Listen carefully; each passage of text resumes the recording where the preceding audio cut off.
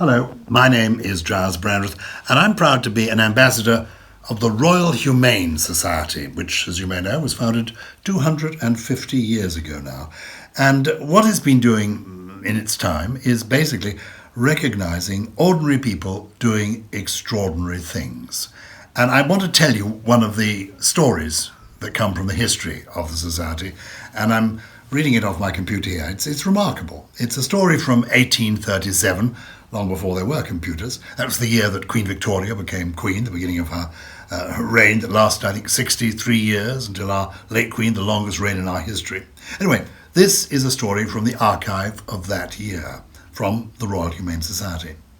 This story dates back to the 15th of February, 1837, when the ship Glasgow was running at the rate of 9 miles an hour. It struck a sunken rock off the Tusker coast of Wexford. It blew a heavy gale of wind and the sea was very high. In a few minutes the vessel was a wreck, the water rushing into her fore and aft as through sluices. Just as at the period, the schooner Alicia, commanded by Captain Walsh, hearing the signal of distress, bore down to their relief, and although repeatedly urged by his own crew not to risk the loss of his schooner by approaching the wreck, he replied that he had more at stake than they had, and that although his vessel was all the property he possessed, he never would see lives lost while he could save them. Acting upon this noble impulse, Captain Walsh ran alongside the wreck, and by the most undaunted courage and persevering humanity, he succeeded in saving 82 persons to whom he and his crew afforded every possible relief. Wonderful phrase, every possible relief. 82 people. Well, isn't that amazing?